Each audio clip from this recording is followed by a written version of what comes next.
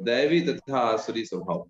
तो भगवान अभी इस चैप्टर में डिस्कशन करने वाले हैं कि कौन कौन से ऐसे स्वभाव होते हैं जो दैवी होते हैं और कौन कौन से ऐसे होते हैं जिनको बोला जाए उसको बोलते हैं चौका में हम लोग पानी नहीं गिराएंगे, बढ़ता सही सवेरे। तो बहुत इसलिए दिक्कत होगा आज नहाने धोने में कल फिर। इस श्लोकों में हम देखेंगे, खास करके 16 चैप्टर में भगवान ने, ऐसा नहीं है कि ये पहली बार भगवान डिस्कशन कर रहे हैं, इसके पहले भी भगवान ने कई बार इसको वर्णन किया हुआ है।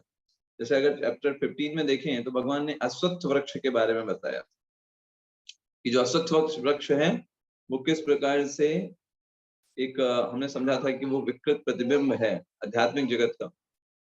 तो वैसे ही उस अश्वत्थ वृक्ष में ही जो कुछ उसकी जड़ें हैं वो ये रिप्रेजेंट करती थी हमारे सकाम कर्मों को। प्रभुपाद जी उसे ही यहाँ पर बताते हैं 16 चैप्टर के पहले श्लोक में। अगर आप देखें तात्पर्य में प्रभुपाद जी लिखते हैं, हम वहां से ही पढ़ेंगे, फिर पहला श्लोक पढ़ेंगे। प्रभुपाद जी तात्पर्य में क्या लिखते हैं? 15वें अध्याय के प्रारंभ में इस भौतिक जगत रूपी अश्वत्थ वृक्ष की व्याख्या की गई थी। उससे निकलने वाली अतिरिक्त जड़ों की तुलना जीवों के शुभ और अशुभ कर्मों में की गई थी। तो ये शुभ और अशुभ कर्म क्या है? यही वो स्वभाव है, दैवी तथा आसुरी स्वभाव। यस, है ना। तो 15वें अध्याय में भगवान ने शुभ और अशुभ कर्मों के बारे में बताया। कृपा जी कह रहे हैं आगे 9वें अध्याय में भी देवों और असुरों का वर्णन हुआ है ना। तो कुल मिलाकर के दैवी प्रकृति में वो स्वभाव आता है किसी जीव के द्वारा, ऐसा स्वभाव जो उसको मुक्ति पथ की तरफ लेकर के जा रहा हो। वो कोई भी स्वभाव, वो कोई भी कर्म जो उसको इस भौतिक जगत से छुटकारा दिला रहे हैं, उसको इस भौतिक जगत से निकाल रहे हैं, वो किस में आएंगे? दैवी प्रकृति में। यस। और जो स्वभाव, जो कर्म उसको इस भौतिक जगत में बांध रहे हैं, वो किस में आएंगे? आसुरी स्वभाव। आसुरी स्वभाव। बहुत बढ़िया। तो बस ये चीजें हैं। आसुरी स्वभाव में मुख्य रूप से बेसिकली हम देखेंगे तो दो मुख्य रूप से होते हैं, रजोगुण और तमोगुण। रजोगुण और तमोगुण, इन दो से ही आसुरी स्वभाव डेवलप होता है। प्रभुपाद जी तात्पर्य में लिखते हैं कि इन दोनों से या तो मनुष्य या तो वो व्यक्ति इस मनुष्य योनि में ही रह जाएगा और या फिर वो पशु योनि की तरफ चला जाएगा, इन आसुरी स्वभाव के कारण। और दैवी स्वभाव के कारण क्या हो सकता है? गोपाल जी लिखते हैं जो दैवी प्रकृति के में स्थित होते हैं वे मुक्ति के पथ पर अग्रसर होते हैं, ऐसा। चलिए, तो अभी हम पहला श्लोक देखेंगे। तो पहले श्लोक से लेकर के छठे श्लोक तक भगवान ने दिव्य गुण और साथ साथ में आसुरी गुणों के बारे में बताया। पहले श्लोक से लेकर छठे श्लोक, तो हम वहीं तक आज चर्चा करेंगे। चलिए पहला श्लोक देखेंगे। पहला श्लोक से लेकर तीसरे श्लोक तक कंबाइंड श्लोक है। इसमें भगवान क्या बता रहे हैं? इसमें भगवान एक सैंटली पर्सन्स के क्या क्या गुण होते हैं भगवान ये बताने वाले हैं। मतलब ये वो चीजें हैं, ये वो फ्रूट्स हैं जो कि जिससे व्यक्ति जो है मुक्ति पथ की ओर जाता है। अल्टीमेटली उसको मुक्ति की तरफ ले जाने वाली चीजें हैं, वो भगवान पहले श्लोक से लेकर तीसरे श्लोक तक डिस्कशन कर रहे हैं, है ना। चलिए आइए। श्री भगवानुवाच अभयं सत्त्व संशुद्धिर्ज्ञान योग व्यवस्थितिः दानं दमश्च यज्ञश्च स्वाध्यायस्तप आर्जवम् अहिंसा सत्यं क्रोधस्त्यागः शान्तिरपैशुनम् दया भूतेष्वलोलुप्त्वं मार्दवं वीरचापलम् तेजः क्षमा धृतिः शौचम् अद्रोहो नातिमानिता भवन्ति संपदं दैवीम् अभिजातस्य भारत। यस, तो इसको पढ़िएगा रमेश करण प्रभु जी, इसका अनुवाद। हरे कृष्ण प्रभु जी। हरे कृष्ण। भगवान ने कहा, हे भरत पुत्र, निर्भयता, आत्मशुद्धि, आध्यात्मिक ज्ञान का अनुशीलन, दान, आत्म संयम, यज्ञपरायणता, वेदाध्ययन, तपस्या, सरलता, अहिंसा, सत्यता, क्रोध विहीनता, त्याग, शांति, छिद्रान्वेषण में अरुचि, समस्त जीवों पर करुणा, लोभ विहीनता, भद्रता, लज्जा, संकल्प, तेज, क्षमा, धैर्य, पवित्रता, ईर्षा तथा सम्मान की अभिलाषा से मुक्ति, ये सारे दिव्य गुण हैं जो दैवी प्रकृति से संपन्न देवतुल्य पुरुषों में पाए जाते हैं। हरे कृष्ण प्रभु। हरे कृष्ण। तो भगवान ने यहाँ पर बताया कि किस प्रकार से ये जो गुण हैं, ये जो भगवान ने यहाँ पर गुण बताए हैं, ये सारे गुण किस तरीके से जो देवतुल्य पुरुष है उनमें पाए जाते हैं। तो हमको इनको कल्टीवेट करना है, इनको अपने अंदर विकसित करना है, इन सारे गुणों को। अब श्रील प्रभुपाद जी ने इन सारे गुणों को बहुत सुंदर तरीके से वर्णन किया है परपर्ट्स में, अपने तात्पर्यों में बहुत अच्छे से वर्णन किया हुआ है। तो हमें उसको पढ़ना चाहिए और उससे हम सीख सकते हैं कैसे हमें इनको अपने अंदर डेवलप करना है, राइट। तो हम एक एक करके देखेंगे। सबसे पहला गुण जो है वो देखते हैं। उस पहले गुण के पहले समझने से पहले यहाँ पर प्रभुपाद जी इस तात्पर्य में प्रभुपाद जी सबसे पहले दूसरे पैराग्राफ में अभिजातस्य शब्द के बारे में बताते हैं। अभिजातस्य का मतलब क्या होता है? तो प्रभुपाद जी लिखते हैं अभिजातस्य आया कहाँ से। अगर आप तीसरा श्लोक देखें तो तीसरा श्लोक में सबसे लास्ट में लिखा हुआ है अभिजातस्य भारत। अभिजातस्य का मतलब क्या है? प्रभुपाद जी यहाँ पे अनुवाद में लिखते हैं अभिजातस्य मतलब उत्पन्न हुए। कैसे उत्पन्न हुए? तो ये जो उत्पन्न हुए ये कैसे उत्पन्न हुए? जब व्यक्ति इस भौतिक जगत में आता है, अपने कर्मों के अनुसार वो एक पर्टिकुलर गर्भ में प्रवेश करता है, तो उस प्रक्रिया को गर्भाधान संस्कार बोला जाता है। जब एक पुरुष और स्त्री मिल करके किसी एक आत्मा को आमंत्रित करते हैं अपने घर में, खास करके एक डिवोटी को, है ना, तो वो गर्भाधान संस्कार कहला जाता है। हमारी सोसाइटी में अगर कोई विवाहित पुरुष और स्त्री हैं और वो किसी भक्त को अपने पुत्र के रूप में प्राप्त करना चाहते हैं, तो फिर उनको गर्भाधान संस्कार के लिए बोला जाता है। ये सभी के लिए अनिवार्य है। जो भी गृहस्थ हैं उनको गर्भाधान संस्कार के द्वारा ही संतान उत्पत्ति करनी चाहिए। तो इसके लिए क्या किया जाता है? पुरुष और स्त्री को संग करने के पूर्व 50 माला हरे कृष्ण महामंत्र का जप करना होता है और भगवान से प्रार्थना करनी होती है कि हम इस प्रक्रिया के माध्यम से आपके भक्त को इनवाइट करना चाहते हैं ताकि उसका हम लालन पालन करें, उसकी सेवा करें और इस तरीके से हमारी भी भक्ति में प्रगति हो। प्रभुपाद जी तात्पर्य में समझाते हैं कि यदि माता पिता चाहते हैं कि दिव्य गुणों से युक्त संतान उत्पन्न हो तो उन्हें सामाजिक जीवन में मनुष्यों के लिए बताए गए 10 नियमों का पालन करना चाहिए।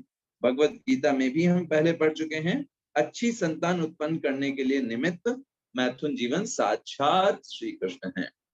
तो जो मैथुन जीवन जिसका उद्देश्य जो है अच्छी संतान उत्पन्न करना है, तो वो भगवान श्री कृष्ण है। प्रभुपाद जी तुरंत अगली लाइन में लिखते हैं मैथुन जीवन गर्हित नहीं है। कभी कोई लोग बोलते हैं ये तो बहुत गर्हित है। नहीं, वो गर्हित नहीं है। लेकिन कब गर्हित नहीं है? जब इसका प्रयोग कृष्ण भावनामृत में किया जाए। ये ऐसे करके प्रभुपाद जी आगे लिखते हैं कम से कम कुत्ते बिल्लियों की तरह संतानें उत्पन्न नहीं करनी चाहिए।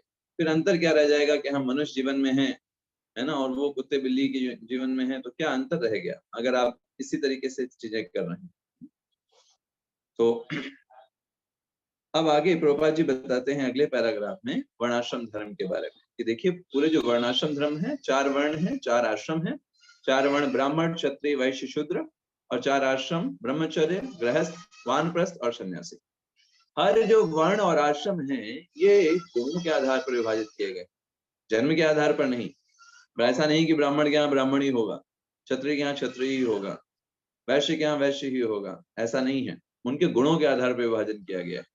और इन्हीं के अभी हम जब गुणों को देखेंगे तो वैसे तो ये गुण सभी के लिए हैं, बट मुख्य रूप से ये किसी एक पर्टिकुलर के लिए भी कभी कभी होता है। जैसे फॉर एग्जाम्पल हम अभी आगे देखेंगे, सबसे पहला गुण जो है वो है निर्भयता। देखिए भगवान ने बोलना स्टार्ट किया अभयम, पहला शब्द यूज किया अभयम पहले श्लोक, निर्भयता। तो देखिए ये सभी के लिए है, सबको निर्भय होना चाहिए। निर्भय कब होंगे? जब हमें ये विश्वास होगा कि भगवान सब देख रहे हैं, भगवान के नियंत्रण में सब कुछ है, कोई भी ऐसी चीज नहीं है जो भगवान के नियंत्रण से बाहर है। तभी तुमको डर लगता है जब हम सोचते हैं कि हम कोई और नियंत्रण कर रहा है या फिर और किसी से हमको डर है। लेकिन जब भगवान ही सब कुछ नियंत्रण कर रहे हैं और हम भगवान की सेवा कर रहे हैं तो किससे डरना? तो किसी से डरने की बात नहीं है, भगवान सब कुछ नियंत्रित करने वाला। तो ये सबको अभय होना चाहिए, सही बात है। लेकिन ये गुण जो है मुख्य रूप से किसके लिए है? सन्यासी के लिए। yes. ये गुण मुख्य रूप से किसके लिए है? सन्यासी के लिए। यस क्यों? क्योंकि सन्यासी जो होता है, जो उसकी पहली क्वालिफिकेशन, नो, उसके अंदर कोई डर नहीं होना चाहिए, है ना, पूरी तरीके से भगवान पर निर्भर। जैसा नहीं कह रहे ये नहीं कर सकते, वो नहीं कर सकते, अभी तो हम यहाँ नहीं जाएंगे, वहां नहीं जाएंगे, इस देश में नहीं जाएंगे, उस देश में नहीं जाएंगे। नहीं, सन्यासी का मतलब उसने अपने पूरे जीवन को भगवान कृष्ण की सेवा के लिए समर्पित किया हुआ है। That's all. वो कहीं भी किसी भी अवस्था में जा सकता है। वो ऐसा नहीं सोचना चाहिए अरे जंगल में नहीं जाएंगे, डर लगेगा, सांप आ सकते हैं, बाघ आ सकते हैं। नहीं, सन्यासी का मतलब है वो कभी भी इन चीजों से डरते नहीं हैं। वो बिना किसी सहायता के एकाकी रह सकते हैं, उन्हें पूरा विश्वास होता है। तो ये कहा जाता है अभयम। परमात्मा जो सबके हृदय में है वो सबको गारंटी दे रहे हैं, है ना, सबको रक्षा कर रहे हैं। ये भावना अपने उनके अंदर जो है डेवलप होती है ना। ये चीज आपको इसमें समझाया गया है मुख्य रूप से अभयम में, है ना। नेक्स्ट अगला आता है, जो नेक्स्ट है वो क्या है? शुद्ध संसुद्धि। यहाँ पर देखिए क्या बोलते हैं, सत्व संशुद्धि, मतलब स्थिति की शुद्धता। ये आता है सत्व संशुद्धि। मतलब क्या है? ये भी मुख्य रूप से सन्यास के लिए ही है, ऐसे सबके लिए, सबको शुद्ध रहना चाहिए, मुख्य रूप से सन्यासी। तो सत्य संशुद्धि का मतलब क्या है? Strictly following certain regulation. जो नियम बनाए गए हैं उनको बहुत अच्छे से फॉलो करना है, उसमें थोड़ा सा भी ढील नहीं होना चाहिए, है ना। और मुख्य रूप से प्रभुपाद जी तात्पर्य में लिखे हैं कि सन्यासियों को बिल्कुल भी वर्जित किया जाता है कि वो स्त्री का संग न करें। सन्यासियों के लिए पूरी तरीके से वर्जित किया जाता है। खास करके चैतन्य महाप्रभु जो कि स्वयं सन्यासी थे, उन्होंने खुद रूल्स रेगुलेशंस को बहुत अच्छे से फॉलो किया और अपने माध्यम से सिखाया कि कैसे एक सन्यासी को बर्ताव करना चाहिए। तो कोई सोच सकता है कि अरे भाई ये तो लगता है स्त्री जाति से घृणा भाव है कि हमें स्त्री जाति से दूर रहना है और उनको उनको उनसे दूर रहना, उनको एक तरीके से नीचा दिखाना है। प्रभुपाद जी लिखते हैं ऐसी बात नहीं है, यह स्त्री जाति के प्रति घृणा भाव का चिन्ह नहीं है, लेकिन ये सन्यासी पर लगाया गया प्रतिबंध है जिससे वो शुद्ध सत्व संशुद्ध रहे। प्रभुपाद जी आगे लिखते हैं कि मनुष्य को अपने अस्तित्व को शुद्ध बनाने के लिए जीवन की विशेष परिस्थिति में विधि विधानों का पालन करना होता है। अगर उसे अपने आप को शुद्ध रखना है तो अलग अलग परिस्थितियां रहेंगी जीवन में, है ना, और अलग अलग परिस्थितियों में आपको अलग अलग प्रकार के विधि विधान फॉलो करना होंगे। आप ये नहीं बोल सकते जैसे आप ब्रह्मचर्य में रहते हैं वैसे ही गृहस्थ में रहेंगे। आप ये नहीं बोल सकते जैसे आप गृहस्थ में रहते हैं वैसे आप वानप्रस्थ में रहेंगे। आप ऐसे नहीं बोल सकते जो वैसे वानप्रस्थ में है वैसे ही आप संन्यास में रहेंगे। अलग अलग स्तर पर उसको अलग अलग अपने बर्तावों को करना पड़ता है, लेकिन जो नियम जिस आश्रम के लिए बनाए गए हैं उनका अच्छे से फॉलो करना चाहिए। लेकिन ये जो यहाँ पर सत्व संशुद्धि है मुख्य रूप से किसके लिए है? कौन से आश्रम के लिए? सन्यासियों के लिए। संन्यास आश्रम के लिए मुख्य रूप से। चैतन्य महाप्रभु इतने स्ट्रिक्ट थे इस चीजों को लेकर के, प्रभुपाद जी तात्पर्य में लिखते हैं कि उस समय एक छोटा हरिदास करके एक व्यक्ति थे, है ना, तो उन्होंने क्या किया, वो उन्होंने ऑलरेडी सब कुछ छोड़ दिया था, लेकिन उन्होंने एक स्त्री को सिर्फ कामुक दृष्टि से देखा, है ना। इतना ही करने के कारण चैतन्य महाप्रभु ने उनको अपने संग से बाहर निकाल दिया। कहा नहीं, एक जो जिस व्यक्ति ने सब कुछ छोड़ा हुआ है, भगवान की सेवा में लगा हुआ है, बाहर रूप से अगर वो ऐसा दिखाया है उसने, तो उसको इस तरीके का कार्य बिल्कुल भी नहीं करना चाहिए। उन्होंने इसके लिए उनको क्या किया, तुरंत ही अपने उस संग से उनको बाहर निकाल दिया। तो भगवान चैतन्य ने कहा, जो सन्यासी या अन्य कोई व्यक्ति प्रकृति के चंगुल से छूटने का इच्छुक है, अपने आप को आध्यात्मिक प्रकृति तक ऊपर उठाना चाहता है, भगवान के पास वापस जाना चाहता है, यदि वह भौतिक संपत्ति तथा स्त्री की ओर इंद्रिय तृप्ति के लिए देखता है, भले ही वह उसका भोग ना करे, केवल उनकी ओर इच्छा दृष्टि से देखे, तो भी वह इतना गर्हित है कि उसके लिए श्रेयस्कर होगा कि वो आत्महत्या कर ले। यस, मतलब दैट्स इतना ज्यादा जो है चैतन्य महाप्रभु ने बताया कि अगर कोई व्यक्ति वो सोचता है कि मैं आध्यात्मिक रूप से प्रगति करना चाहता हूँ और मुझे बहुत अच्छा भक्त बनना है, और वो अगर भौतिक संपत्ति और स्त्री की ओर है ना, वो इंद्रिय तृप्ति के लिए देखता है, तो फिर उसके लिए आत्महत्या जो है ज्यादा बेटर ऑप्शन, क्योंकि वो आध्यात्मिक प्रगति नहीं कर पाएगा, क्योंकि इन्हीं चीजों के लिए आकृष्ट हो रहे हैं, भौतिक जगत में फंसता रहेगा। तो एक तरीके से वो आत्महत्या कर ही रहा है मुख्य रूप से, क्योंकि आत्महत्या का मतलब क्या होता है, आत्महत्या, आत्मा की तो हत्या होती नहीं है ना। तो मतलब क्या है, जो अपॉर्चुनिटी मिली आपको मनुष्य जीवन की, उसका आपने क्षय कर दिया। तो एक प्रकार से आपकी एक तरीके से वो आत्महत्या ही है। So next is cultivation of knowledge. So that is ज्ञान योगा, नेक्स्ट वन। ज्ञान में युक्त होने का कल्टीवेशन नॉलेज, ये भी सन्यासियों के लिए ही है। सन्यासियों को क्या करना चाहिए, रेगुलर क्या करना चाहिए, पढ़ते रहना चाहिए शास्त्रों को। और क्या करना चाहिए, हाउस होल्डर्स को, जो गृहस्थ हैं उनके पास जाना चाहिए, खट खट खट खट बोला, लीजिए आपको भगवान कृष्ण के बारे में, भगवान कृष्ण का नाम लीजिए, भगवान कृष्ण के बारे में बोलिए, भगवान का नाम जप करिए। ये सन्यासियों का काम है, सबके घर घर जा करके उनको क्या करना, भगवान की याद दिलाना। क्योंकि जो गृहस्थ होते हैं वो तो एक कुएं में जैसे कोई व्यक्ति गिर जाता है ना, प्रहलाद महाराज बताते हैं, ग्रहम अंधकूपम, ऐसे कोई व्यक्ति एक अंधे कुएं में गिर जाता है, उसको कुछ पता ही नहीं है कहाँ है, कैसे निकलेगा, कितना ऊपर है।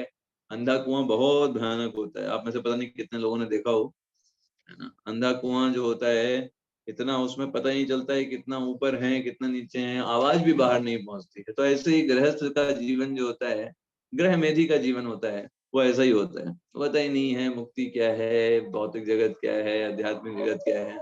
तो जो सन्यासी होते हैं घर से घर घर जाते हैं, और उनसे कुछ मांगने के लिए नहीं, उनको कृष्णा कॉन्शियसनेस देने के लिए, है ना, सन्यासी जाते हैं। तो that is gyan yoga. Next one, next, so next one is danam. तो दानम किसके लिए होगा बताइए, किस आश्रम के लिए होगा मुख्य रूप से, गृहस्थ गृहस्थ के लिए ही। यस, गृहस्थ के लिए। देखिए बाकी सबके लिए दान है, ऐसा नहीं है कि सब लोगों के लिए दान नहीं, दान सबके लिए, लेकिन मुख्य रूप से गृहस्थ के लिए, ऐसे समझना है ना। ऊपर के 3 गुण जो है मुख्य रूप से सन्यासी के लिए, ऐसा सबको कर रहे हैं। तो ऐसे ये दान जो है गृहस्थ के लिए। तो प्रभुपाद जी लिखते हैं कि दान जो देना चाहिए वो हमेशा सत्व गुण में देना चाहिए, मतलब सही जगह पे देना चाहिए, सही समय पर देना चाहिए, सही व्यक्ति को देना चाहिए। इनमें से कुछ भी गड़बड़ होगा तो उतना इफेक्ट नहीं आता है दानम का। प्रभुपाद जी तात्पर्य में लिखते हैं कि जो कृष्ण भावना भावित आंदोलन में है, उनको अपना 50%, है ना, 50% जो धन है, जो लक्ष्मी है, उसको कृष्ण भावनामृत के प्रचार में लगाना चाहिए, है ना। तो मतलब क्या है 50% का धन का मतलब क्या है, इसका मतलब ये नहीं है कि आप 50% धन जो है वो मंदिर को दान करें, इट्स नॉट लाइक दैट।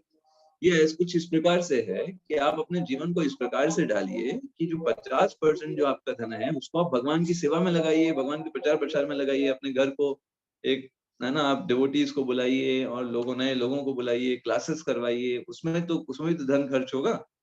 तो आप इस तरीके से कुल मिलाकर के जो आपका 50% है वो भगवान की सेवा में जाए।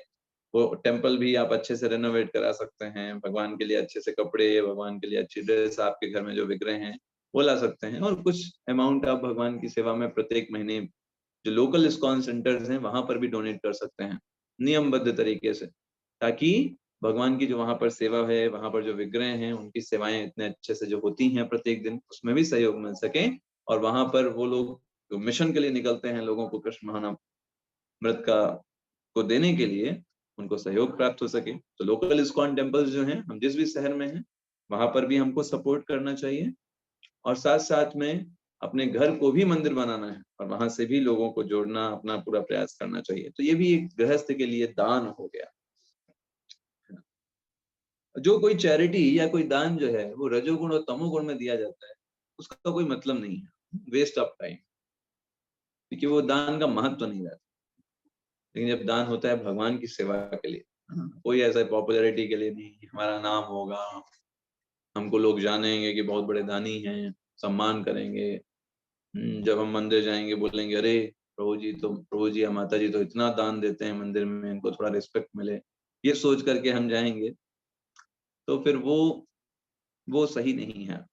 सत्व गुण का दान जो होता है बिना किसी चीज को प्राप्त हुए जब हम करते हैं, हमें कुछ मिलेगा नहीं ये एक्सपेक्टेशन से नहीं, भगवान की सेवा के लिए, तो वो सबसे अच्छा है। सो नेक्स्ट वन, दमश्चा, दम। दम का मतलब होता है सेल्फ कंट्रोल, अपने आप को नियंत्रित करना। ये किसके लिए होगा? के लिए मुख्य रूप से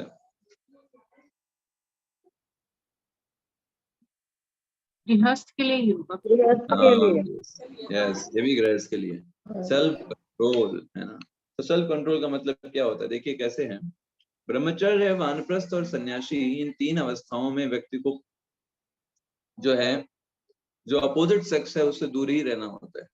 जैसे ब्रह्मचर्य में तो स्ट्रिक्टली मना होता है कि आप संग कर ही नहीं सकते, है ना। जो वानप्रस्थ होते हैं वहां पर आप साथ में रह सकते हैं, लेकिन किसी प्रकार का शारीरिक संबंध आप नहीं रख सकते। सन्यासी हुए थे तो पूरी तरीके से वर्जित है। तो एक ही आश्रम ऐसा है जिसमें आप जो है विपरीत लिंग से जो है संबंध रखते हैं, साथ में रहते हैं। तो वहां पर व्यक्ति को सेल्फ कंट्रोल का मतलब क्या होता है? उसको कृष्ण भावनामृत संतानों की उत्पत्ति करने के लिए ही संबंध रखने चाहिए, ये उद्देश्य मन में होना चाहिए। तो उसे बोलते हैं सेल्फ कंट्रोल या दम। क्या आपके पास अवसर हैं लेकिन आप उसका प्रयोग भगवान की सेवा के उद्देश्य से ही करना चाहते हैं, दैट इज सेल्फ कंट्रोल। ये दैवी गुण है व्यक्ति के अंदर। नेक्स्ट, यज्ञ। यस, यज्ञ किसके लिए होंगे? बेसिकली गृहस्थ के लिए प्रभु जी। गृहस्थ के लिए, परफेक्ट। गृहस्थ के लिए बहुत सारे अग्निहोत्र यज्ञ होते हैं, तो ये सब मटेरियल रिसोर्सेस लगते हैं, इनमें बहुत सारा खर्चा होता है। लेकिन कलयुग में सबसे अच्छा यज्ञ है हरि नाम संकीर्तन यज्ञ, है ना। हरे कृष्ण महामंत्र का उच्चारण करना, इसमें कोई खर्चा नहीं है एक तरीके से कोई भी कर सकता है, और सबसे ज्यादा बेनिफिट मिलता है। जितने भी यज्ञ हैं सबसे ज्यादा बेनिफिट मिलेगा। हरे कृष्ण कृष्ण कृष्ण हरे हरे, हरे राम राम राम हरे हरे में यज्ञ प्रत्येक दिन जप करना चाहिए। ये भी यज्ञ के समान है, हर दिन यज्ञ कर रहे हैं। जितनी बार आप पीठ में बोल रहे हो हरे कृष्ण, उतने यज्ञ आप कर डाल रहे हो सारे के सारे, तो है ना। So it's very good. Next, स्वाध्याय। यस, देखिए हर दिन पढ़ना चाहिए। स्वाध्याय सबके लिए है, मुख्य रूप से किसके लिए होगा स्वाध्याय? ब्रह्मचारियों के लिए, स्टूडेंट लाइफ। तो ब्रह्मचर्य, देखिए ब्रह्मचर्य में क्या होता है, व्यक्ति को पास समय होता है ना। तो अगर उसने उस समय को शास्त्र पढ़ने में नहीं लगाया, अगर उसने स्टडी से प्रेम विकसित नहीं किया शास्त्र अध्ययन करने में, तो उसका मन ही उसको क्या करेगा, उसका शत्रु बन जाएगा, है ना। तो उससे क्या करना है, चाहे अपने आप मन एंगेज करना है अपने आप को शास्त्र अध्ययन करने में। जितना शास्त्र अध्ययन करता जाएगा और उसको अच्छा जो शास्त्र के जो चीजें हैं वो निकल करके आएंगी, और उसका मन जो है उसमें लगा रहेगा। अन्यथा वही मन जो है उससे भौतिक भोग, संपत्ति, इन सब चीजों के पीछे लेकर के जाएगा। इसलिए बहुत जरूरी है ब्रह्मचारी के लिए कि वो शास्त्र अध्ययन करे, और ऑब्वियस सबके लिए इंपॉर्टेंट है। ओके, द नेक्स्ट वन, तपः। तप का मतलब क्या होता है? ऑस्टेरिटी, है ना। अपनी इंद्रियों को थोड़ा सा कष्ट देना, तब कहलाता, वो कहलाता है तप। तो ये किसके लिए है? सबके लिए है, स्पेशली ये वानप्रस्थ के लिए। देखिए आसान नहीं होता है, जब आप गृहस्थ जीवन में रहते हैं आपको अनेक चीजों से आसक्ति हो जाती है, व्यक्ति छोड़ नहीं पाता। लेकिन वानप्रस्थ आश्रम में जब व्यक्ति 50 वर्ष के बाद धीरे धीरे उसे चीजों को छोड़ना होता है, तो उसमें मेहनत लगती है। तो ह्यूमन लाइफ जो है वो मुक्ति प्राप्त करने के लिए, इसलिए तपस्या बहुत जरूरी है। 50 साल के बाद व्यक्ति को ग्रह कार्यों से निवृत्त हो जाना चाहिए। मन वचन वाणी, इन तीनों से अपने आप की उनकी तपस्या होती है। मन वचन, ऐसा कभी नहीं सोचना चाहिए कि हमें कोई तपस्या नहीं करनी पड़ेगी, बस हम ऐसे अध्यात्मवादी बनते रहेंगे, बाहर से लिखते रहेंगे अध्यात्मवादी, अंदर से हम कोई तपस्या नहीं करेंगे, ऐसा नहीं। तपस्या से व्यक्ति की शुद्धि होती है ना, शुद्धि हो जाती है उसकी अगर वो तपस्या करता है। नेक्स्ट वन, अहिंसा। अहिंसा का मतलब क्या होता है? अहिंसा नहीं, अभी एक है आर्जवम है इसके पहले। आर्जवम, आर्जवम का मतलब होता है सरलता, एकदम सरल। ये सबके लिए है, एकदम सरल, स्ट्रेट फॉरवर्ड, जो हृदय में वही बाहर, जो बाहर वही अंदर, ये होना चाहिए, दैवी गुण कहलाता है। अगला है अहिंसा। अहिंसा क्या है? सबके लिए अहिंसा का मतलब क्या है? प्रभुपाद जी लिखते हैं, कोई जीव की एक प्रगति हो रही है, उसकी प्रगति को ना रोकना, ये अहिंसा है। अरे तो कोई जो जीव की प्रगति हो रही है, मतलब क्या है? आप समझिए, मनुष्य योनि में आपके पास चॉइस है, आप कुछ अच्छा कर सकते हो, कुछ गलत चॉइस कर सकते हो, लेकिन बाकी योनियों में क्या है? चॉइस नहीं होती। आप पहले पेड़ बनोगे, फिर कीड़े मकोड़े बनोगे, फिर पक्षी बनोगे, फिर ऐसे करके जा रहे हो। तो कोई व्यक्ति अपनी उस अवधि को पूरा कर रहा है और आपने उसको मार दिया, ये क्या हो गई? हिंसा हो गई। वो अपनी अवधि पूरा कर रहा था, मान लो मच्छर बना था, मक्खी बना था, अवधि पूरा कर रहा था, लेकिन आपने क्या किया? उसकी प्रगति को रोक दिया, आपने तुरंत ही उसको मार दिया। तो इससे ये क्या हो गई? हिंसा हो गई। यस, तो ये भी गलत है। ओके, नाउ नेक्स्ट, सत्यम। सत्यम का मतलब क्या है? ट्रुथफुलनेस। जो सत्य है, शास्त्रों में सत्य दिया हुआ है, उसको बिना किसी तोड़ मोड़ करके प्रस्तुत करना। ऐसा नहीं है कि दूसरों को इम्प्रेस करने के लिए शास्त्रों को ही मरोड़ मरोड़ करके कि भाई हमें तो अपना प्रभाव दिखाना है, तो शास्त्र की बातें क्यों बोले, है ना? कई सारे कथाकार जो होते हैं, वो खूब उसमें शास्त्रों की बातों को तोड़ मरोड़ करके उसको मनोरंजक बनाने के लिए, अपने आप को प्रभावशाली दिखाने के लिए ऐसा प्रयास करते हैं, लेकिन ये दोष है। कभी भी भगवत गीता, भागवतम, शास्त्रों को एज इट इज प्रस्तुत करना चाहिए, जैसे वो हैं, है ना? और उसको अच्छे से प्रस्तुत करने का प्रयास करना चाहिए, इस उद्देश्य से कि लोगों को समझ में आए, ना कि अपना प्रभाव दिखाने के लिए कि हम बहुत अच्छे से इन चीजों पर बोल लेते हैं या हमें बहुत अच्छा नॉलेज है। तो उद्देश्य क्या होना चाहिए? कि लोगों तक ज्ञान अच्छे से पहुंचे, लोगों का जीवन अच्छा हो, लोग भगवान के भक्त बने, ये उद्देश्य होना चाहिए। इसे बोलते हैं सत्यम। और व्यक्ति को अथॉरिटी से सुनना चाहिए, श्रुति। नेक्स्ट, अक्रोधा। अक्रोधा का मतलब होता है क्रोध नहीं करना। अब देखिए क्या होता है, प्रभुपाद जी लिखते हैं तात्पर्य में, कोई क्रोध वाला काम भी करे ना, फिर भी क्रोध नहीं करना चाहिए, इतना सहिष्णु होना चाहिए, क्योंकि जैसे ही आप क्रोध करते हो, आप तुरंत ही, आपके पूरे शरीर जो है वो पोल्यूटेड हो जाता है, पूरा हीट हो जाता है उसके अंदर।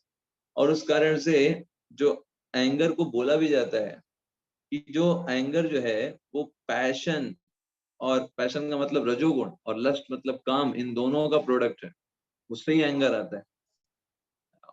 इसको कामानुज भी बोलते हैं, काम का अनुज, काम का छोटा भाई कौन? क्रोध। काम जब पूरा नहीं होता तो क्रोध आ जाता है। तो ये भी हमें से बचना चाहिए। अक्रोध मतलब क्रोध नहीं, अपने आप को रोक करके रखना, क्रोध आए भी तो भी नहीं आने देना, रुक जाना, ये प्रैक्टिस करना, ये दैवीय गुण है। हर कोई नहीं कर सकता है, जिसके अंदर दैवीय गुण होता है वो कर पाते हैं। ट्रैंक्विलिटी अगला, इसके बाद अक्रोध के बाद, अक्रोध के बाद क्या है? त्याग, है ना? अक्रोध के बाद नेक्स्ट क्या है? त्याग। तो त्याग का मतलब क्या है? प्रभु त्याग जी, का ये मतलब, हाँ, अपैशुनम, अपैशुनम इसके अपैशुनम क्या? बाद में- नहीं, अपैशुनम के पहले त्याग है, अक्रोध के बाद त्याग, और उसके बाद शांति, फिर अपैशुनम, है ना? तो पहले अभी त्याग चर्चा कर लेते हैं। त्याग का मतलब जनरली लोग यही समझते हैं, हमने पहले भी डिस्कशन किया था, कि चीजों को छोड़ देना, वो त्याग कह सोचते हैं, बट त्याग का असली मतलब है कि चीजों को भगवान की सेवा में लगाना, ये हुआ त्याग। आपके पास चीजें हैं, लेकिन आपने क्या किया? उनको किसकी सेवा में लगा दिया? भगवान की सेवा में लगा दिया, ये असली त्याग है, ना कि आपने उन चीजों को ही छोड़ दिया। तो जो चीजें भगवान की सेवा में लग सकती हैं, उनको भगवान की सेवा में लगाना, ये त्याग ही है। यहाँ पे ऐसा नहीं है। जैसे आप देखिए, विभीषण ने अपने भाई का त्याग कर दिया, वहां पर जो त्याग किया वो क्यों किया? क्योंकि वो सेवा में नहीं लगा पा रहे हैं, इसलिए विभीषण ने अपना पूरा प्रयास किया रावण को भगवान की सेवा में लगाने का, नहीं लगाए, नहीं लग रहा है वो, तब छोड़ दिया, तो वहां पे वो सही त्याग है ना? लेकिन मान लीजिए कोई व्यक्ति भक्ति कर रहा है, उसके भाई भी भक्ति में है, सब भक्ति में है, फिर भी उनका त्याग कर दे, या फिर जो चीजें, जो साधन भक्ति में प्रयोग हो सकते थे, उसको भी त्याग कर दे, तो असली त्याग नहीं, वो फल्गु वैराग्य हो जाए। असली त्याग है इस तरीके से होता है। और उसके बाद नेक्स्ट, अब शांति, तो शांति का मतलब होता है ट्रैंक्विलिटी। देखिए कई बार जीवन में ऐसा आएगा, अलग अलग इमोशंस है ना, सुख दुख आपको आकर के परेशान करेंगे। हर एक परिस्थिति में अपने आप को शांत रखना, ट्रैंक्विलिटी, शांति। सुख में भी बहुत ज्यादा हाइपर नहीं। अभी देखिए आज रिजल्ट आया एग्जाम्स का, सीबीएसई का, 10th और 12th का, है ना। तो कई बच्चे एकदम आज पूरा झूम रहे होंगे, मतलब जमीन पे पैर नहीं होंगे उनके, है ना। और कुछ बच्चे होंगे वो भी बहुत परेशान, उनका जितना एक्सपेक्ट किया उनको वैसा नहीं मिला। लेकिन हमको सीखना क्या है, हर एक परिस्थिति में अपने आप को ग्राउंडेड रखना, ये देखना कि ये मेरे एफर्ट का परिणाम है और भगवान की कृपा, दोनों का। भगवान की कृपा होती है, एफर्ट लगते हैं, दोनों से कार्य होते हैं। सिर्फ हमारे एफर्ट से भी नहीं हमारे नंबर नहीं होते, और सिर्फ ऐसा नहीं है कि सिर्फ भगवान की कृपा है, भगवान की कृपा जो है वो हमारे एफर्ट को देख करके ही मिलती है। तो इस तरीके से व्यक्ति को अपने आप को ग्राउंडेड रखना, शांति रखना, ये भी दैवी गुण है, हर कोई नहीं रख पाता। नेक्स्ट है अपैशनम। अपैशनम का मतलब क्या है, दूसरों की गलतियां देखने से बचना। देखिए ये सब में प्रवृत्ति होती है, बड़ा मजा आता है दूसरों की गलतियां देखने में हमको, ठीक है, कि अरे इसने ये गलत किया, इसको ये नहीं आता है, उसको वो नहीं आता है। लेकिन आप भी समझिए, कोई भी व्यक्ति संसार में आता है वो जन्म से सीख करके नहीं आता। सबका अपना अलग अलग एक उनको परिवेश मिला है, उनका जेंडर हो सकता है, अलग उनका शरीर हो सकता है, पिछले जन्म के कर्म अलग हो सकते हैं, उनके कर्म फल अलग प्रकार के हो सकते हैं। तो दूसरों में कमी खोजना ये कहीं ना कहीं हमारी अपने में ही कमी है। प्रभुपाद जी तात्पर्य में लिखते हैं, चोर को चोर बोलना गलत नहीं है। जैसे मान लीजिए कोई चोर है, तो आपने उसको चोर बोल दिया, लोग बोले अरे आप तो फॉल्ट फाइंडिंग कर रहे हैं, आप उसको चोर बोल रहे हो, वो प्रॉब्लम नहीं है। अगर किसी ने चोरी किया उसको चोर बोलना गलत नहीं है। लेकिन कोई नहीं किया हो फिर भी जबरदस्ती उसमें खोजना, ये फॉल्ट फाइंडिंग नेचर में आ जाता है, हमें उससे बचना चाहिए। अगर हमें आध्यात्मिक जीवन में प्रगति करनी है तो फॉल्ट फाइंडिंग में ये बहुत अच्छी चीज नहीं है, करेक्शन भी देने से बचना चाहिए। देखिए एक बहुत सिंपल सा प्रिंसिपल है, आपको सुधारने का प्रयास उन्हीं लोगों को करना चाहिए जो आपके अंडर में है। जो आपके नियंत्रण में नहीं है उनको जबरदस्ती एडवाइस नहीं देनी चाहिए, है ना। कभी कभी लोग देखते हैं रिश्तेदारों के यहाँ जाते हैं, है ना, जबरदस्ती एडवाइस देना, आपके बच्चे ने ऐसा नहीं किया, आपका बच्चा ये कर लेगा तो अच्छा हो जाएगा। कौन सुनना चाह रहा है आपको, किसने कहा, आप बताओ। तो फिर बोले प्रभु जी हमने देख रहे हैं गलत हो रहा है, तो हम क्या उनके माता पिता को नहीं बताएंगे? बिल्कुल बताइए, बिल्कुल बताइए।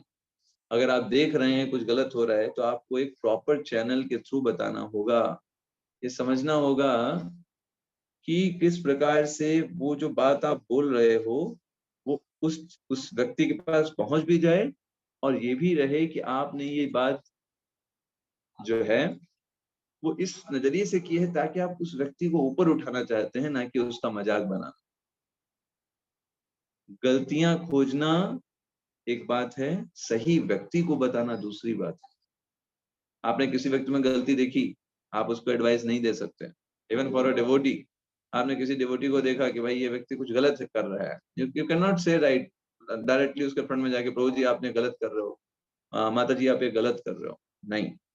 फर्स्ट यू शुड नो वो व्यक्ति किसके अंडर में है, किससे गाइडेंस लेते हैं, किससे वो स्टडीज कर रहे हैं, उनसे जाकर के बताना चाहिए। That is the right way कि प्रभु जी मेरे को ऐसा लगता है, या प्रभु जी माता जी में कुछ ये चीज है, मैं देख पा रहा हूँ, मुझे ऐसा लग रहा है कि ये चीज है, आप देखो ऐसा ऐसा हो सकता है क्या? अगर ऐसा है तो कैसे हम उनको वापस से भक्ति में और स्ट्रांग बना सकते हैं, कैसे उनके इस दोष को दूर कर सकते हैं? अगर ऐसा नहीं है तो कृपया करके आप मुझे बता दीजिए, जिससे मैं अपनी दोष दृष्टि हटा सकूं। हो सकता है भाई आपको जो चीज दिख रही हो वैसी चीज ना हो, आप तो बैकग्राउंड नहीं जानते, व्यक्ति कैसे परिवेश में है, किस परिस्थिति में वो क्या कर रहा हो, है ना, आपने नहीं जानते। तो इसलिए हमें पता होना चाहिए। कई कई बार ऐसा होता है कि हम गलत चीज को समझ जाते हैं और उससे हम गलत निष्कर्ष निकाल लेते हैं, क्योंकि हमारे जीवन में वैसा हुआ होता है तो हम सोचते हैं कि उसके जीवन में भी उसी प्रकार का होना चाहिए। लेकिन सबके जीवन की इक्वेशन उस प्रकार की नहीं होती।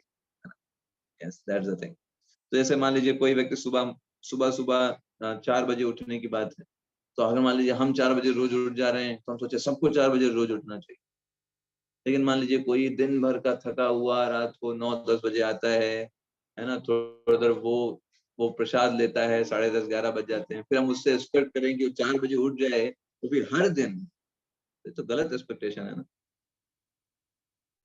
तो उसी प्रकार से हम फिर उसमें दोष देखेंगे, अरे प्रभु जी माता जी तो 4 बजे उठते नहीं, इसका मतलब आध्यात्मिक रूप से प्रगत नहीं है, भक्ति अच्छे से नहीं कर रहे हैं। Not like that. तो यहाँ पर ये फॉल्ट फाइंडिंग से हमको बचना चाहिए, और ये बहुत बड़ा दोष होता है ना। भौतिक आध्यात्मिक जीवन में ये फॉल्ट फाइंडिंग नेचर जितना दूर रखेंगे उतना अच्छा है। सो नेक्स्ट है दया भावना। नेक्स्ट है दया, सभी जीवों के प्रति दया होनी चाहिए। वो छोड़ना नहीं है किसी को। चैतन्य महाप्रभु पूछते हैं रामन राय से, हरदास ठाकुर से, कहते हैं भाई ये तो मनुष्य योनि तो ठीक है, ये लोग तो हरे कृष्ण महामंत्र हम डिस्ट्रीब्यूट कर रहे हैं, सब लोग, ये लोग तो तर जाएंगे, चींटी पेड़ पौधों का क्या होगा, इनको कैसे उद्धार होगा, पशुओं का कैसे उद्धार होगा, मैं तो इस बात से चिंतित हो रहा हूँ। चेतन महाप्रभु सोच रहे, तो हरिदास ठाकुर में चिंतित होने की कोई बात नहीं है। जब हम सभी लोग हरे कृष्ण महामंत्र जब करेंगे, तेजी से बोलेंगे हरे कृष्णा कृष्णा कृष्णा हरे हरे, हरे राम राम राम हरे हरे, तो तुरंत ही क्या होगा, इन सब लोगों के कान में भी आवाज पड़ेगी, पेड़ों को भी सुनाई देगा ये, और इससे उनका भी उद्धार हो जाएगा, वो भी अगले जन्म में उनका उद्धार हो जाएगा।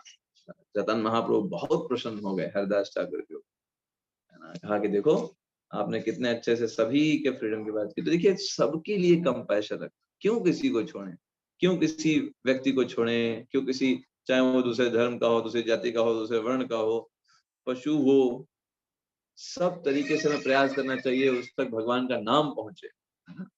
यस, तो अभी देखिए हम प्रभुपाद जी की पुस्तकें हैं उसको पहुंचाने का प्रयास करते हैं, भगवान के जो वाक्य हैं श्रीमद् भगवत गीता भागवतम, उनको लोगों तक पहुंचाने का प्रयास करें, इररिस्पेक्टिव कौन से धर्म के हैं, इररिस्पेक्टिव कौन सी जाति के हैं, कौन से वर्ण के हैं, इन सब चीजों से पार जा करके हमें इसको लोगों तक पहुंचाना चाहिए, प्रभुपाद जी की बुक्स को पहुंचाना चाहिए, भगवान का नाम पहुंचाना चाहिए, प्रसाद को पहुंचाना चाहिए, और इस्कॉन कितने अच्छे से कर रहे हैं सारी चीजों को।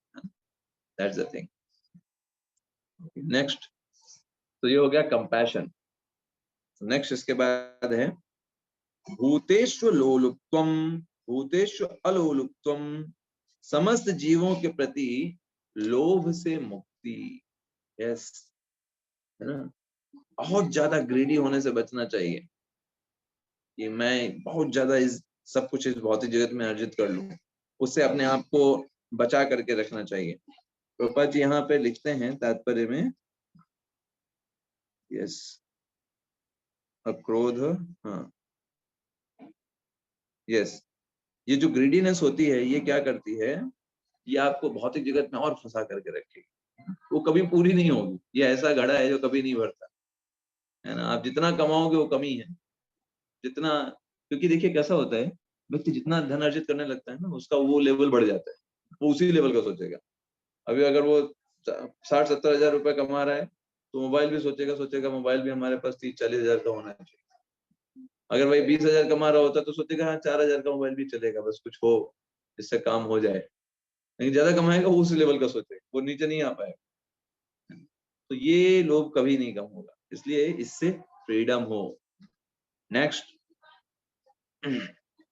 मार्दवम, तो मार्दवम का मतलब क्या है, जेंटलनेस, भद्र व्यवहार, इतना बढ़िया व्यवहार होना चाहिए, व्यक्ति देख करके भक्त बन जाएगा, ऐसा हमको बनना है। ये व्यक्ति देखो कितने अच्छे से व्यवहार करता है सबसे, कितने अच्छे से बात करते हैं, कितनी जेंटलनेस है। प्रभुपाद जी से पूछा, how can you define your devotees, है ना, कृष्णा कॉन्शियसनेस के डिवोटीज को कैसे डिफाइन करेंगे आप। प्रभुपाद जी ने बोला, दे आर परफेक्ट जेंटल। कैसे डिफाइन करेंगे, सबसे परफेक्ट है वो, हर एक चीज में परफेक्ट रहते हैं डिवोटीज, ये डेफिनेशन। सारे जीवों के प्रति प्रेम भाव, मित्रता भाव, मदद करने की इच्छा, है ना, वास्तविक मदद करने की इच्छा। ये नहीं कि बस दिखावा करने के लिए या अपना कोई काम निकालने के लिए क्यों कर रहे हैं, कुछ उनका अपना काम होगा इसलिए चला रहे हैं, इसलिए हो रहा है, नहीं। वास्तविक ये भाव कि हम मदद करें, कुछ भी हम कर पाए, है ना, ये भाव के साथ कार्य करते हैं, ये इसको बोलते हैं मार्दवम। और अगला है ही, फ्री। फ्री का मतलब होता है, यहाँ पर दिया हुआ है लज्जा, है ना, सभी के लिए है ये। लज्जा का मतलब क्या होता है, कोई भी ऐसे काम ना करना जो कि समाज में बहुत ज्यादा वर्जित है ना, ऐसे कामों से बचना। तो लज्जा भाव होना चाहिए आपके अंदर, तो वो कहलाता है ह्री। ह्री का मतलब लज्जा। प्रभा जी लिखते हैं, मनुष्य अत्यंत लज्जाशील हो, कोई गर्हित कार्य ना करे। जो मना किया गया है शास्त्रों में मना किया गया है, समाज के परिवेश से अच्छा नहीं है, तो उससे बचना चाहिए ऐसे काम से, दैवी गुण है। नेक्स्ट, अचापलम। अचापलम का मतलब, चापल तो जानते ही हैं आप, चपला मतलब इधर से उधर दौड़ने वाला, कभी इधर कभी उधर। अचापलम का मतलब ये क्या है कि जब देखिए आप कोई प्रोसेस आप फॉलो कर रहे हो ना, तो परेशानी तो आने वाली है, दैट्स गोइंग टू बिकम। ऐसा नहीं हो सकता कि प्रॉब्लम्स नहीं आएंगी, कुछ भी करोगे।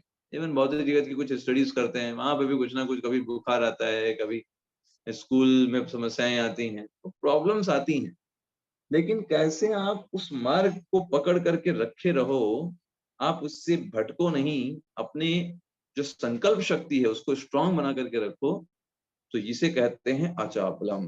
जीवन में समस्याएं आएंगी, उतार चढ़ाव आएंगे, कभी कभी बहुत उत्साही होंगे, ऐसा लगेगा कि अरे कुछ तो है ही नहीं, सब कुछ तो बड़े आसान चीज है, अरे काम क्रोध लोभ मद मोह मत्सर ये हैं कहाँ, हम तो एकदम प्योर डिवोटी हैं।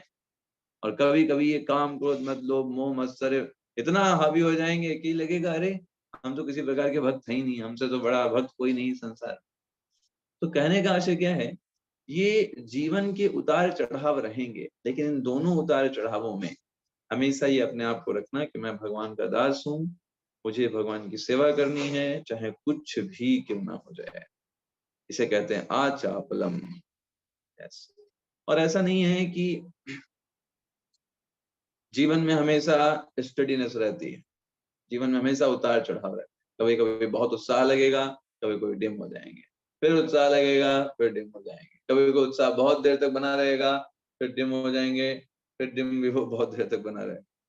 तो हमें समझना है ये लक्षण है, ये संसार में चलता रहेगा, लेकिन हमें भक्ति करते रहना है, विधि विधानों का फॉलो करते रहना है, टेम्पल जाते रहना है, भक्तों का संग करते रहना है, भगवत गीता पढ़ते रहना है, बस वो टाइम निकल जाएगा, लाइक दैट। तो ये हो गया हमारा अचापलम। नेक्स्ट है तेजहा। तेजा का मतलब ये विशेषकर जो है क्षत्रियों के लिए है, बाकी ये सब तो सभी के लिए थे, ये क्षत्रियों के लिए तेजा, विगर होना चाहिए। जिन लोगों को जरूरत है मदद के लिए एकदम तैयार, उनको प्रोटेक्शन देने के लिए, उनकी रक्षा करने के लिए। ये नहीं कि हम बोल दें भाई हम तो अहिंसा मार्ग पर चल रहे हैं, हम देखिए लड़ाई झगड़ा नहीं करेंगे, आप लोगों को समस्या है तो अपने आप देख लीजिए, अगर लड़ाई झगड़ा वाला काम ना हो तभी हम आए। ऐसा नहीं, लड़ाई झगड़ा करने के लिए तैयार, अगर जरूरत है तो लड़ेंगे, लेकिन गलत कार्य को आगे प्रशस्ति नहीं देंगे। भगवत गीता यही सिखाती है, भगवान ने गलत कार्य को नहीं होने दिया, उसके लिए अगर लड़ाई आवश्यक है तो लड़ाई की जाए। अधर्म को कभी अहिंसा के मार्ग पर नहीं चढ़ना चाहिए कि हम तो ठीक है कोई गलत कर रहा है लेकिन हम तो लड़ाई झगड़ा नहीं करते ना, इसलिए हम तो डिवोटी हैं, हम लड़ाई झगड़ा कैसे करेंगे। लेकिन अगर आवश्यक है, कहीं पर समाज में गलत हो रहा है, किसी व्यक्ति के साथ गलत हो रहा है, और वहां पर आप विगर नहीं है, आप अपने द्वारा उसको रक्षा नहीं कर रहे हैं या सही माध्यम के द्वारा रक्षा नहीं कर रहे हैं, तो ये भी अपने आप में क्या है, अधर्म है। अगर अर्जुन युद्ध नहीं करता, ये अधर्म था, क्योंकि वो योग्य व्यक्ति था, युद्ध कर सकता है, तब भी नहीं करे, ये सोच के कि अरे हम तो अहिंसा मार्ग पर चलने वाले हैं। भगवान ने इसी की तो प्रताड़ना की, इसी को तो समझाया। तो ऐसे ही मान लीजिए हमारे समाज में भी आसपास में कोई गलत कर रहा है, तो अगर हम उस पद पर हैं कि हम उसको सुधार सकते हैं तो हमें ही प्रयास करना चाहिए, और नहीं है तो हमें जो सही अथॉरिटी है, पुलिस है या फिर जो मेन है हेड है उसके पास जाकर के उस माध्यम से उसको ठीक कराना चाहिए, है ना।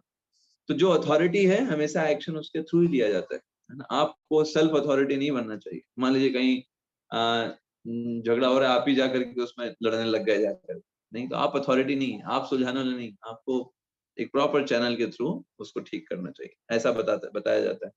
नेक्स्ट, क्षमा, फॉरगिवनेस।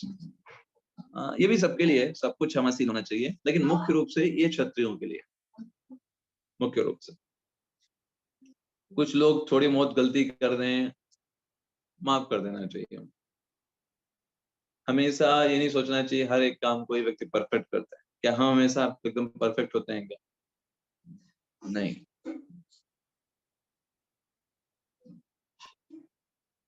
तो अगर जैसे क्षत्रियों ने कभी किसी को पराजित किया, वो हार गया, अभी उसकी शरण में आ गया, तो कुछ कंडीशंस में उसको क्षमा कर देना चाहिए, है ना। हमेशा उसको दंड नहीं, अगर देखा जाए सही कोई दिक्कत नहीं है तो उसे क्षमा कर देना चाहिए कुछ कंडीशंस के अंदर। नेक्स्ट है धृति। धृति भी, ये भी सभी के लिए है, मुख्य रूप से क्षत्रियों के लिए है। तो धृति का मतलब क्या होता है कि जो बौद्धिक क्षमता, भावनात्मक और बौद्धिक, ये दो, मेंटल एंड इमोशनल स्ट्रेंथ। कोई डिफिकल्ट सिचुएशन आ गई, बड़ी विकट परिस्थिति आ गई, समझ में नहीं आ रहा है क्या करना है क्या नहीं करना है, स्टैंड डिसीजन लेना, उसको बोलते हैं धृति। फोर्टिट्यूड इंग्लिश में बोलते हैं, फोर्टिट्यूड।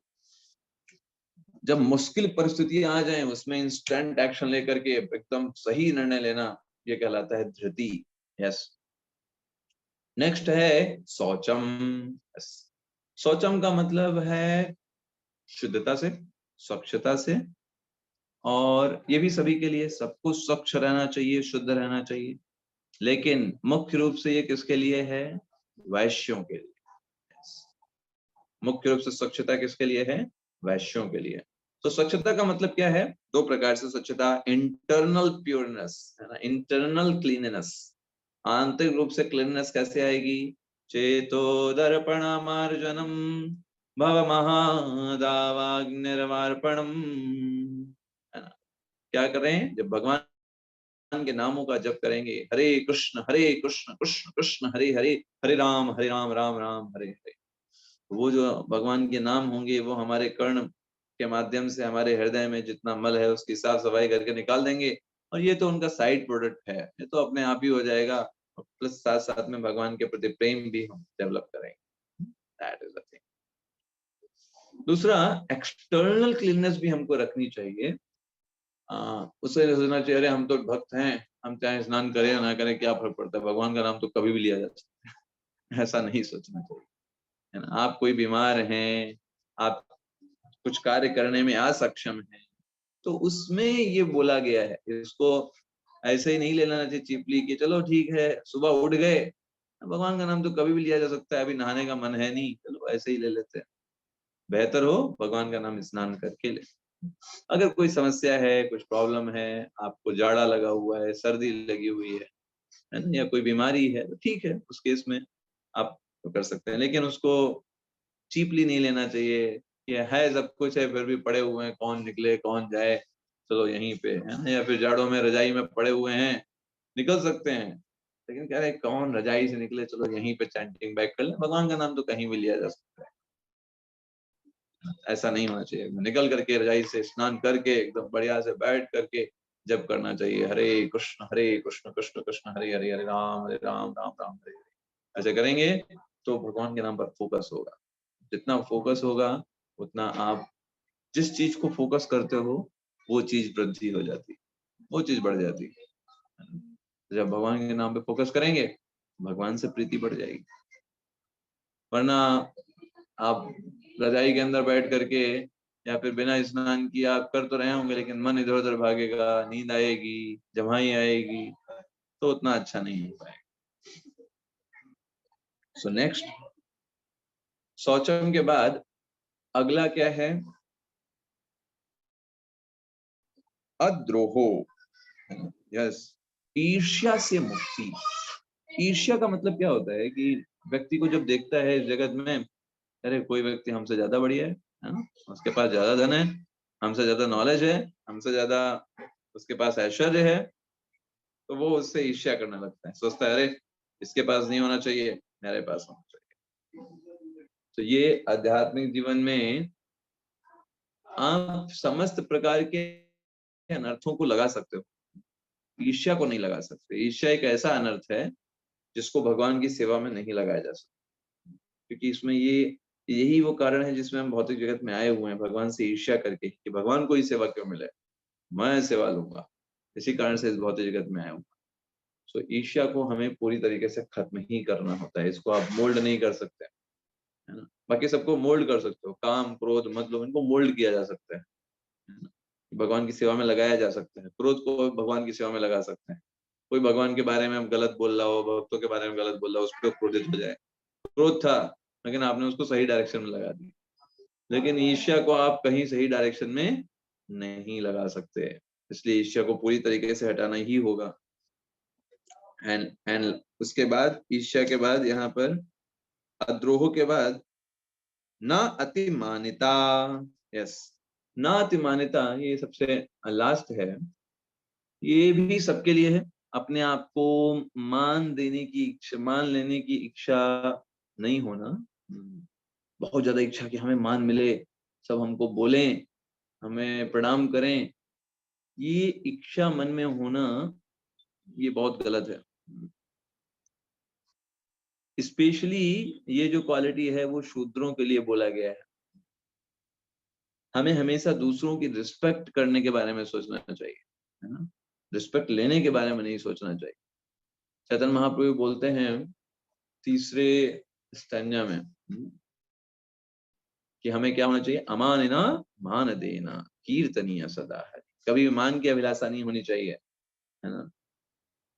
देखिए आप खुद सोचिए, इस जगत में आपको जो कुछ भी ये शरीर मिला है, आप कुछ अच्छा कर पा रहे हो, आप कुछ धनी हो, है ना, आपके अंदर कोई योग्यताएं हैं, तो क्या वो आपकी हैं? क्या नहीं है आपकी, भगवान ने दिया हुआ है, भगवान ने दिया हुआ है, भगवान ले लेंगे, तो क्यों उन पे मिथ्याभिमान करना, क्यों ये सोचना कि सब हमें रिस्पेक्ट करें, सब हमको प्रणाम करें, नहीं, बल्कि हमें देना चाहिए, हमें तो और ज्यादा विनम्र हो जाना चाहिए। अरे मैं तो इतना तुच्छ जीव हूँ, भगवान ने फिर भी मेरे पे विश्वास करके इन गुणों को मुझे नवाजा है ना।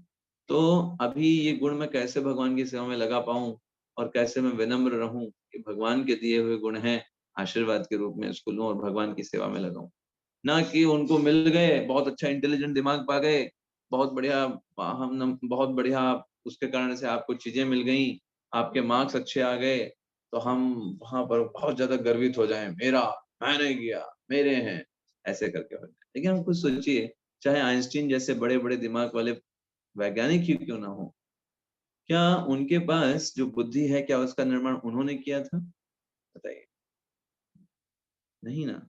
वो बुद्धि जो है वो तो भगवान से ही प्राप्त हुई ना, जिसका प्रयोग करके वो इतने बड़े वैज्ञानिक बने, है ना। या कोई व्यक्ति बहुत सुंदर है, कोई व्यक्ति जो है वो बहुत ही, है ना, उसके पास बहुत ज्यादा बल है, तो क्या वो स्वयं निर्माण कर सकता है इन चीजों का? नहीं कर सकता, जब तक भगवान अनुशासन नहीं देंगे, अनुशंसा नहीं करेंगे। तो इसलिए हमें बहुत ही ज्यादा ग्राउंडेड होना चाहिए, विनम्र होना चाहिए। गुण अगर हमें इस भौतिक जगत में प्राप्त भी हुए हैं, तो उन्हें भगवान की कृपा मानकर उसको भगवान की सेवा में लगाना चाहिए, क्योंकि वही उसका सही स्थान है ना।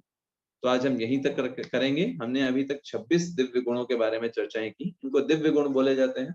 प्रभुपाद जी तात्पर्य के लास्ट में लिखते हैं, अगर आप अंतिम पैराग्राफ देखेंगे, यहाँ पर वर्णित 26 गुण दिव्य हैं, वर्णाश्रम धर्म के अनुसार उनका आचरण होना चाहिए। सारांश यह है कि भले ही भौतिक परिस्थितियां सोचनी हो, यदि सभी वर्णों के लोग इन गुणों का अभ्यास करें तो वे क्रमशः आध्यात्मिक अनुभूति के सर्वोच्च पद तक उठ सकते हैं। यस, तो इन गुणों को हमें डेवलप करने का प्रयास करना चाहिए। तो अभी हम यहीं पे आज यहीं तक रखेंगे, फिर इसके आगे नेक्स्ट क्लास में करेंगे। और साथ साथ में कल का एक प्रश्न भी था, उसको हम डिस्कशन कर देते हैं। उसके पहले एक चीज बता दें कि जो नया कोर्स स्टार्ट होने वाला है 16 मई से, तो हमने उसके लिए उसमें ये नॉमिनल फीस 100 रुपीज रखी गई थी, लेकिन जस्ट वो इसलिए था कि लोग जो है उसको एक समझें, वैल्यू करें और उसको जेन्युइन जो लोग हों वो अच्छे से आए। लेकिन ये सभी के लिए है, आप में से